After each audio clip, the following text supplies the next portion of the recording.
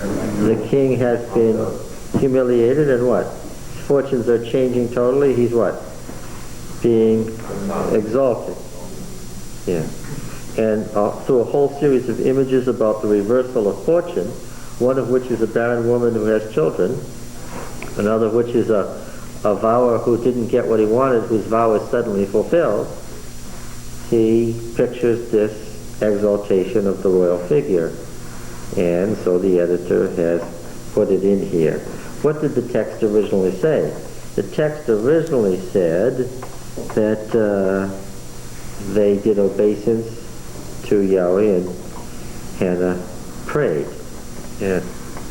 We have another case just like this, where someone prays and a psalm is inserted to express it, and it's in the book of Jonah, where it is equally at odds with Jonah's particular condition. Do you remember this? This was a year-by-year headache for the teacher when we got to this passage.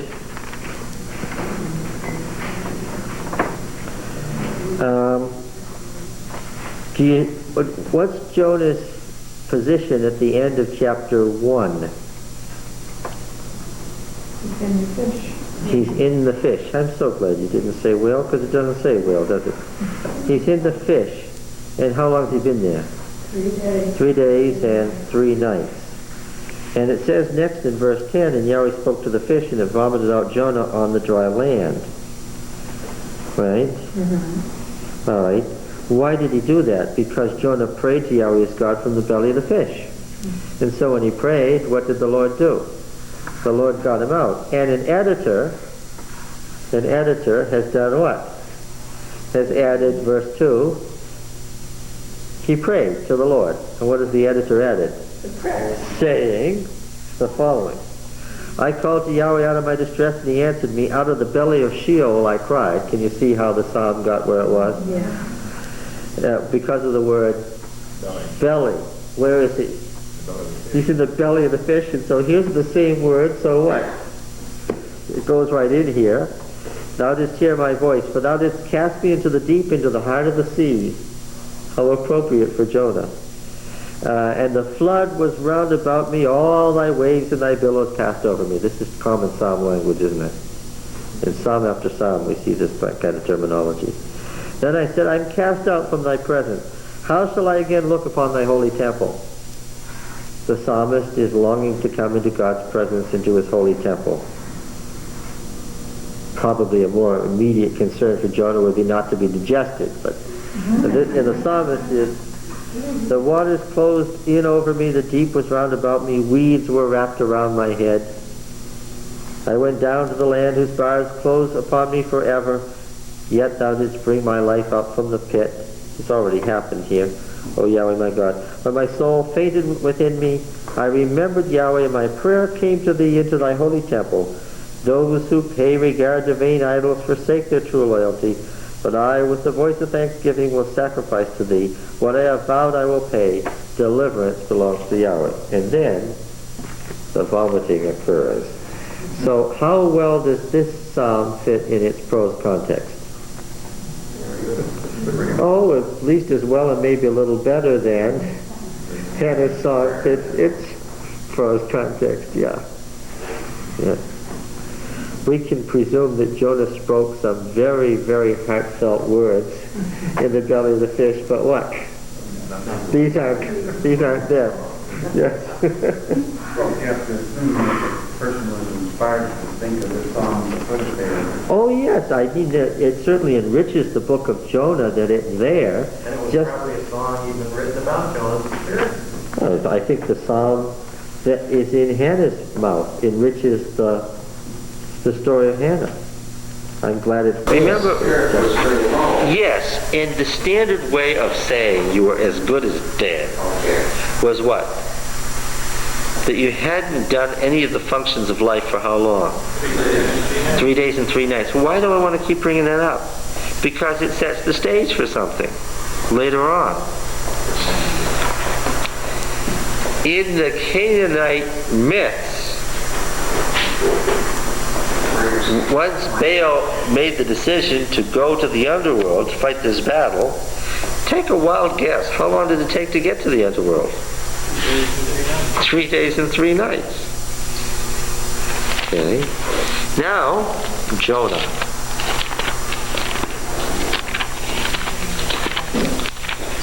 Jonah? Yes, Jonah. I heard that. Say it again. You're talking about Jonah being 3 days and 3 nights in the belly of the whale. Jonah being 3 days and 3 nights in the belly of the whale. Well, I didn't say that about you. Yes, you did. I heard every word. And the word that I was so happy until you got to one word and then I cringed. What did she say? Whale. Great fish. Yeah, Leviathan, of course, the great monster. Why can't I find Jonah? Hosea, Joel, Amos? Right there. Obadiah, Jonah. Hasn't moved. It hasn't moved, that's right. That's why I was wondering, has it moved? Joel, Amos, Obadiah, Jonah. No? Jonah 1:17. Oh, relief, it's still there.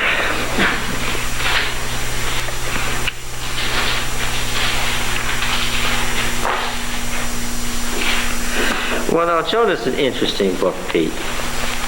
It's full of interesting oddities.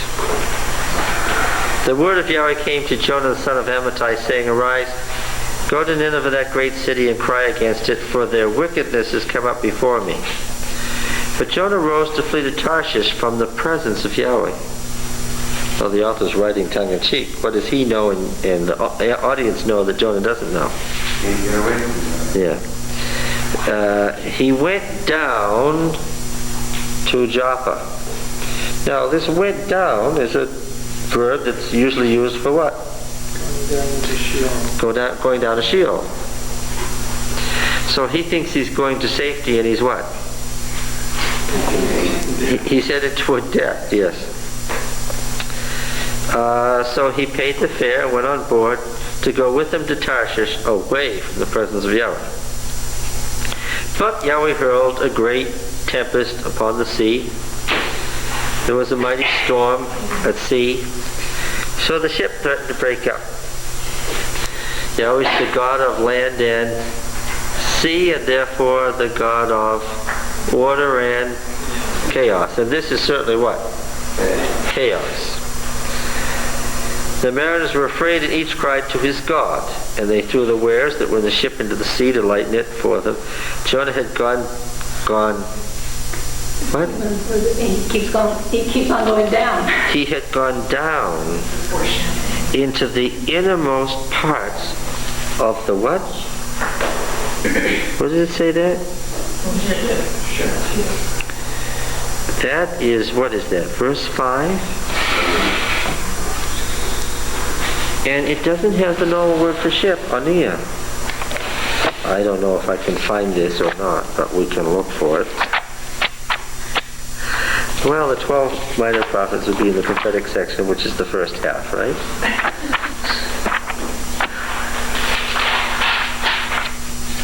Jonah, Micah, Nahum. Page 1031. 1031. Oh, we don't want to do it by pages. If we start cheating, we won't memorize.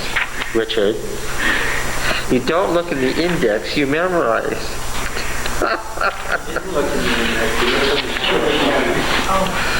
What are we reading? Verse 5? Yeah. Every man cried out to his God. They threw out the kalim into the sea to lighten it, but Jonah went down to Yarkate ha-Safina. Safina. It's a very unusual word. It means ship, all right, but Yarkate ha-Safina is a deliberate use of to the far reaches of the ship. But Yarkate ha-Safina sounds awfully like Yarkate ha-Safon. The only difference is an H at the end. The far reaches of Saphon. No? What's Saphon? Psalm 48? Psalm 48? This is a psalm that we look at all the time. Every second or third week we read Psalm 48.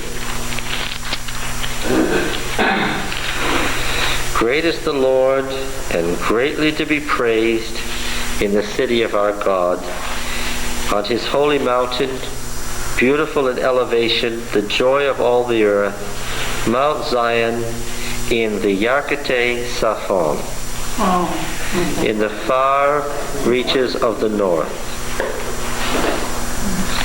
So Yarkate HaSaphon in Psalm 48, which is drawn from Canaanite language, the far reaches of the north, and Yarkate HaSaphina in Jonah are deliberately being contrasted. So that's far as you go the other way. Huh? As far as you can go the other way. He's going to the far reaches of the north, that is the cosmic mountain. South. He is. The author is setting up a paradox for you. How can he be going down toward the far reaches of the north? Something is confused. Something's really confused. You can't go down to the far reaches of the north unless you're Jonah and you're what? And you're really, really confused about reality. Okay, so he had lain down and was fast asleep. Any associations with the asleepness? What? From those scores of texts we read, Jonah is what? He's dead, he's unaware. He's in that comatose state that is best described as And I wasn't here when you were teaching it, but death. death, yes. Now the captain came and said, "What do you mean, sleeper? Rise, call on your God." Passage we'll see in Isaiah, that's what happens at the resurrection. Perhaps the God will give a thought to us that we don't perish. They're alive and afraid that what? That they will all The pagans are alive and afraid what? that they're going to die. That they will die. But Jonah's what? He's already dead. The only problem is that he, what? Doesn't know it. And neither do they. Did you bring this up? You did you mention Jonah? Oh, okay. All right. Yes. So they said. So they cast lots to know what the cause was, and they said, "Tell us, whose account is these will come up? What's your occupation? Where do you come from? What's your country? What people are you?" And he said. Now, what was the reason that Jonah was fleeing in the first place? Let me try to remember now. Why? He didn't want to go up to Nineveh and preach to it. He didn't want to go up to Nineveh. We find out later that the reason he didn't want to go up to Nineveh was he was afraid that the pagans would what? Kill him. Oh, you haven't read Jonah at all. He was afraid that they would repent. Now, do you catch this now? The sailors, who are presented as pagans, Richard, are asking him certain questions, and what does he do? He preaches to them. And what do they do? Oh no, you don't mean it. They do what? He said, "I'm a Hebrew, I fear Yahweh, God of heaven, who made the sea and the dry land." Well, how could he have made such a statement about the sea and dry land and set off to Tarshish? Jonah is what? Confused. Is confused. Jonah is Israel, you understand. And he's confused. And the men were exceedingly afraid and said to him, "What is this that you've done?" For the men knew that he was fleeing from the presence of Yahweh, because he told them. They said, "What shall we do to you that the sea may quiet down for us?" For the sea grew more and more tempestuous. He said, "Take me up and throw me into the sea, and the sea will quiet down for you. For I know it's because of me that this great tempest has come on you." And here's a statement about Israel and the nations. It's because of me that this has happened to you. Nevertheless, the men rowed hard to bring the ship back to the land, but they could not, for the sea grew more and more tempestuous against them. Do they believe in Yahweh, God of sea and dry land? Yes. And they want to do what, good folks that they are? They want to somehow try to save Jonah. The pagans are in what state? They're working hard to try to do what? To save Jonah. Yes. Yes. They're working hard not only to save themselves, but save Jonah. Therefore they cried to Yahweh, which is a good, great Old Testament phrase, right? Covenant keeper. Yes, covenant keeper phrase. We beseech thee, O Yahweh, let us not perish for this man's life, and lay not on us innocent blood. For thou, O Yahweh, hast done as it pleased thee. And what do they sound like? They sound like faithful Yahwists, right? The only person who's got a problem here is what? So they took up Jonah and threw him into the sea, and the sea ceased from its raging. And then the men feared Yahweh exceedingly, and they offered a sacrifice to Yahweh, and they made vows, which is what you do when you have been saved from death. All affliction is a form of death. Okay? And Yahweh appointed a great monster to swallow up Jonah. And Jonah was in the belly of the sea creature for 3 days and 3 nights. I may safely assume what? That Jonah has made the trip and has arrived where? He's all the way in the underworld. He's what? He's dead. So the next sentence is an interesting one.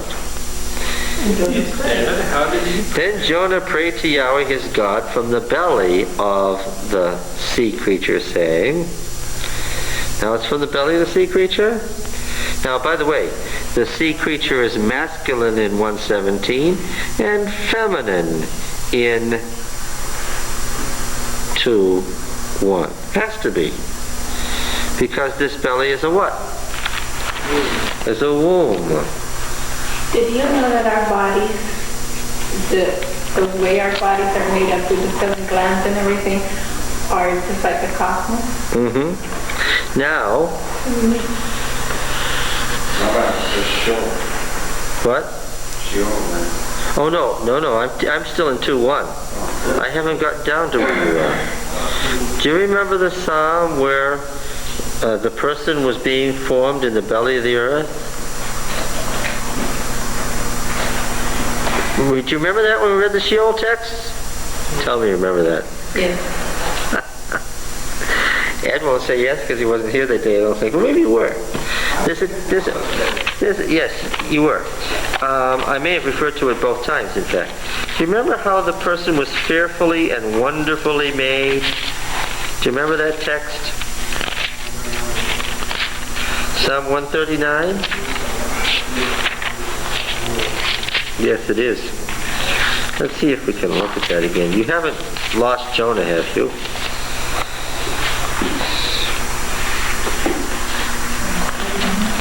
This is the passage 139, verse 7. We talked about this in relation to Jonah. Whither shall I go from thy spirit, or whither shall I flee from thy presence? If I ascend to heaven, thou art there. If I make my bed in Sheol, thou art there.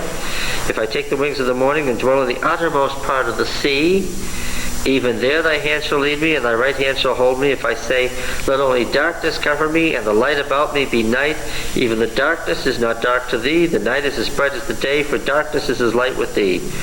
For thou didst form my inward parts. Thou didst knit me together in my mother's womb. I praise thee, for thou art fearful and wonderful. Wonderful are thy works. Thou knowest me right well. My frame was not hidden from thee when I was being made in secret, intricately wrought in the depths of the underworld. Remember that the earth, haaretz, is generally a technical term for the underworld, except where it means he plowed the field or something. very often a different word for earth is used there. Where is the unformed substance being formed here? In the underworld. Okay. So the underworld is a kind of a belly, mother's womb, 13b. Now that's why the sea monster turns from a male in 117 to a female in 2:1, because this belly of the sea creature 2:1 is a what? Is a what? A womb. Jonah is being what? Yes. Out of the belly of... Oh, yes. So, yes, this is where you see it, Don. I called to Yahweh out of my distress, and he answered me out of the belly of Sheol. The belly of the sea creature, the belly of Sheol. I cried, and thou didst hear my voice, for thou didst cast me into the deep, into the hearts of the seas, and thy flood was round me, and thy waves and billows passed over me. I said, I am cast out from thy presence. How shall I again look upon thy holy temple, which is on the cosmic mountain?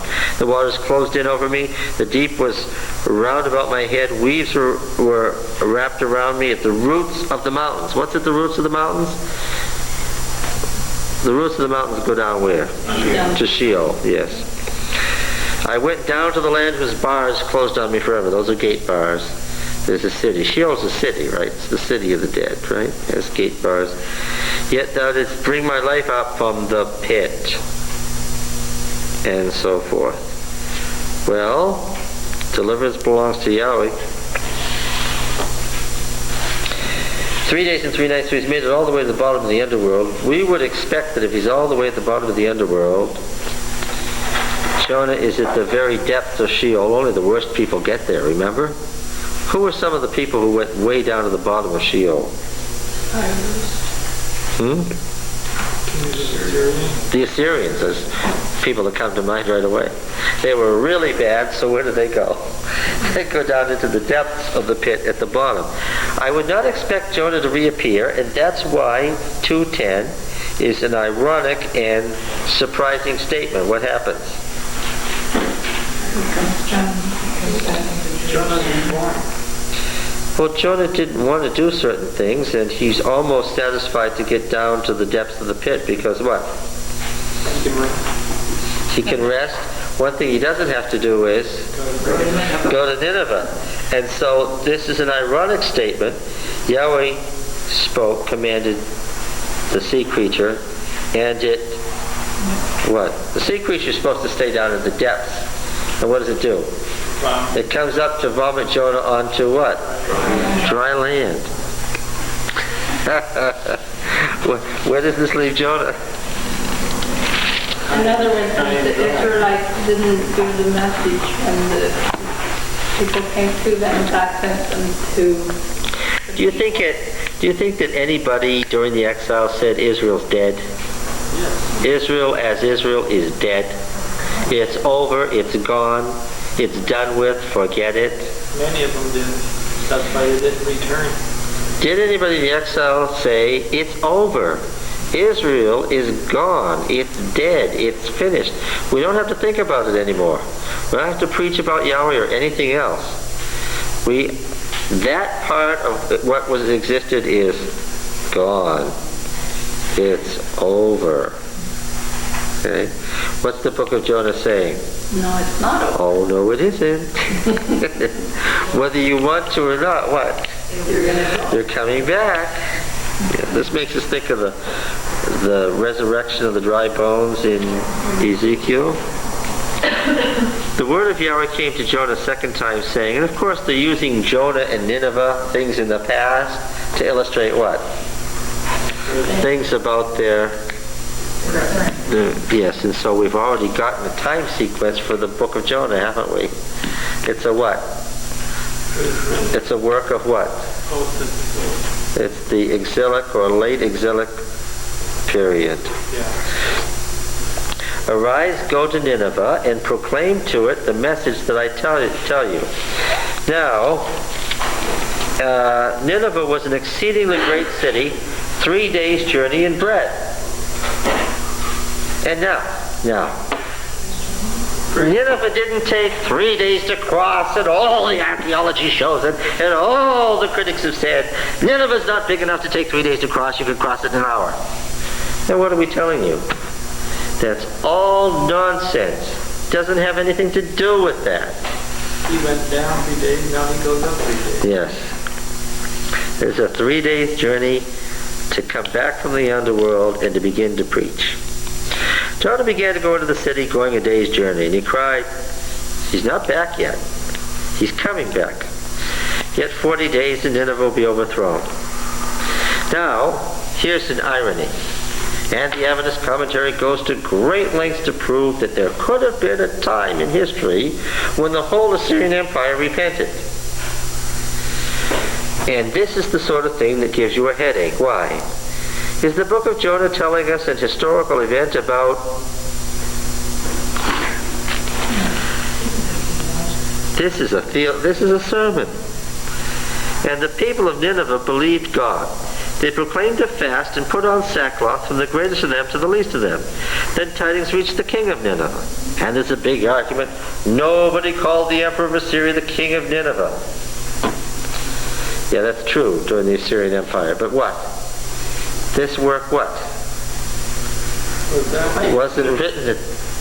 Only if you're a fundamentalist could you try to believe that Jonah was written by a man named Jonah in the 9th century. It has nothing to do with that. You following? Then the tidings reached the king of Nineveh, and he rose from his throne, removed his robe, and covered himself with sackcloth and sat in ashes. It's the pagan world. And he made proclamation and published throughout Nineveh, by the decree of the kings and his nobles, let neither man nor beast, herd nor flock taste anything. Let them not feed or drink water, but let man and beast be covered with sackcloth, and let them cry mightily to God. Yea, let everyone turn from his evil ways and his violence which is in his hands. Who knows? God may yet repent and turn from his fierce anger, so that we perish not. He sounds like what? As far as prophecy is concerned, he sounds like what? He's a conditionalist. Oh, no, he's a conditionalist. I thought of everything else. He's theologically correct. Can you imagine, in the heat of the ancient world, taking every human being from old to baby and every animal and not even giving it water? What would you produce? What? Dead people. Yeah. Can you imagine what the result would be? He's picturing a repentance so complete and total that you die from it. Yeah. When God saw what they did, how they turned from the evil way, God repented of the evil which he had said he would do to them and didn't do it. Good Deuteronomic theology, but it displeased Jonah exceedingly, and he became very angry. I pray thee, Yahweh, is not this what I said when I was yet in my country? That is why I made haste to flee to Tarshish, for I knew that, quoting the covenant formulary, this sounds like Exodus 34, I knew that you were a God merciful, slow to anger, and abounding in steadfast love, and repenting of evil. Right? Well, he said, send me back to where you brought me up This is from. just what made me so mad that I was happy when I was dead. This is just what irked me so much about you that I'd rather be dead than be your servant. And that's what?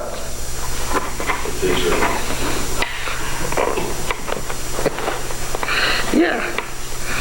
What's being characterized here? In a way that I'm sure when it first was written probably annoyed a lot of people. Oh, I don't think I've ever said anything that annoyed anybody as much as this. Probably annoyed the group. Do you think when folks read this they caught who was being satirized? Now therefore, O Yahweh, take my life from thee, I beseech thee, for it's better for me to die than to live. So Jonah is the people who would rather be dead than serve a God who was gracious.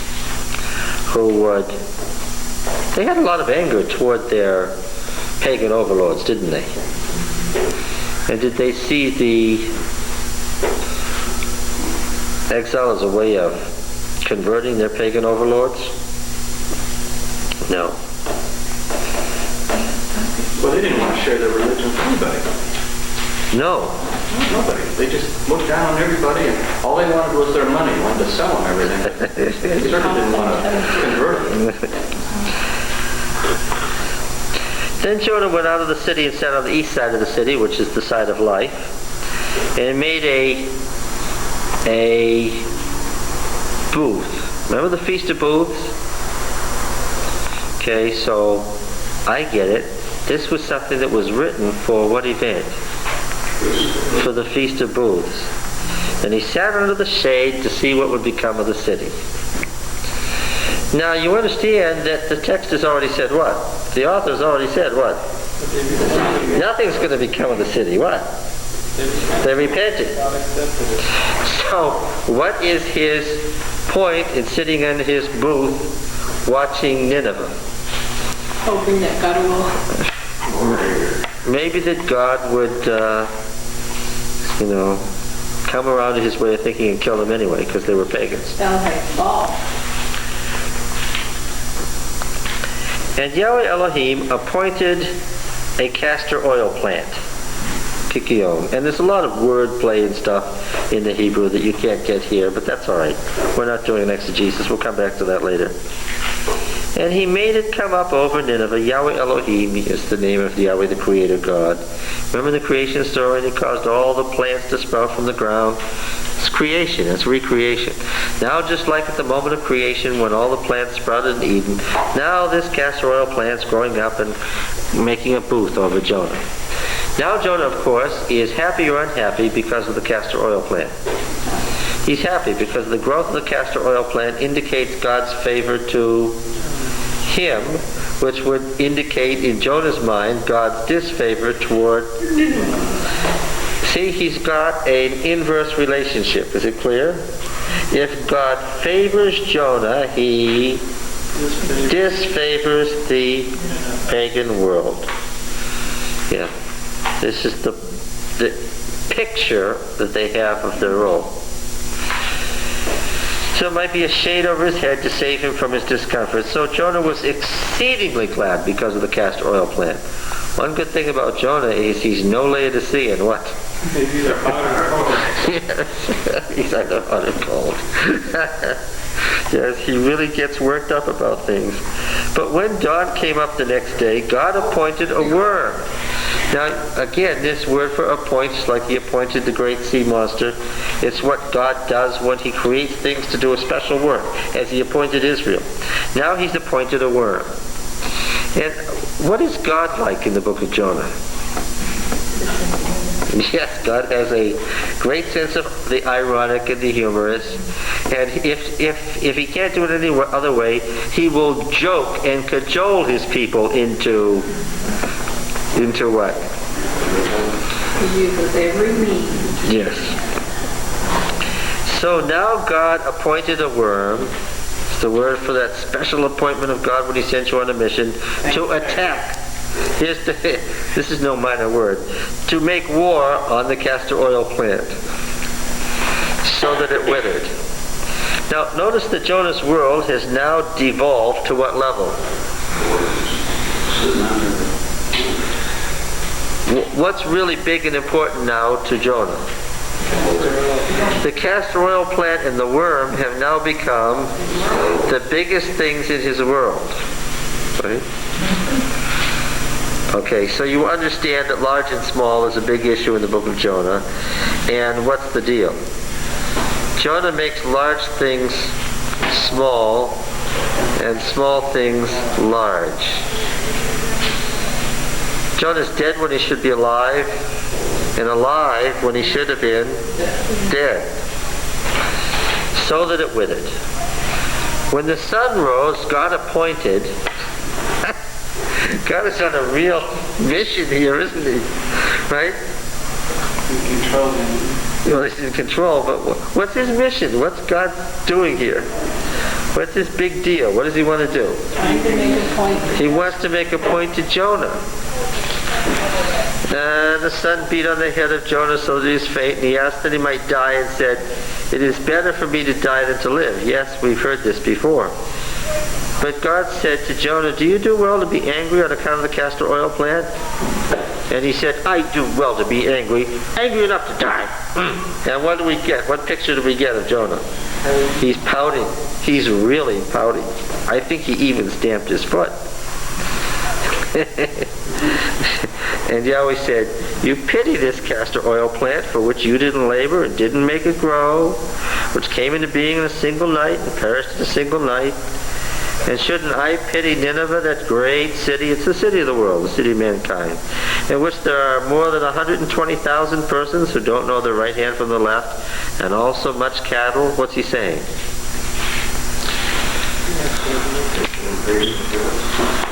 So Jonah represents Israel, who can't figure out, even when he was, yeah.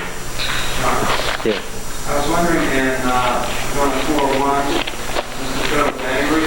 Yeah. Is that the same word that Jews talk about the elders and family becoming angry and Jonah? Yep, it sure is. Yes, he became enraged. Now let's see, how did we get to Jonah? Because of the 3 days and 3 nights then. Oh, 3 days and 3 nights. Well, did we read something about 3 days and 3 nights? Yeah. Somewhere. The young man, the Egyptian. Oh, yes, the Egyptian. He's the one who did it. I should have known. The Egyptian. That answer is famished or dead when you... Oh, thank you. I'm back on track now. we were at 1 Samuel 30, verse 12. His spirit revived. His spirit revived. You know, I think I'd like to read that verse. Yeah, sure. About Jonah, yes. Is there more to the book? No.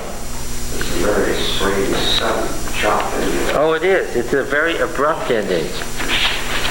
It stops for what reason? They said what he said. Why does he leave it so up in the air? We would like the rest of the story. We'd like a Why conclusion. you leave things up in the air? To make people think. Because the rest of the story hadn't happened yet. That's right. Yeah. The answer, what he said is correct. The rest of the story was yet to be written. So here's what happened.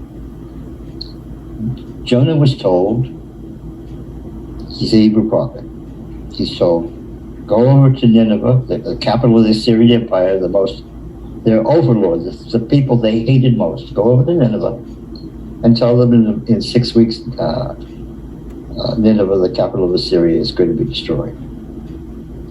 Now, it was at a time that Nineveh was under attack, so they had reason to be worried. So Jonah realized what kind of a prophecy it is when God speaks a blessing or a curse to a particular people. What kind of prophecy is that? There's two different kinds. Conditional, she says. Is that right? Yes, everybody go. Everybody go, yeah. What did Jonah not want to do? He didn't want to go there and tell them that because there was the dangerous possibility that what might happen. The vicious Assyrians, the most, they impaled their enemies on stakes of blood. The impaler was nothing compared to them. The kings of Assyria put the heads of all the kings who had rebelled against them in their throne room and just let them rot there, so that when you came, you would get a hint. Oh, I was going to tell you this.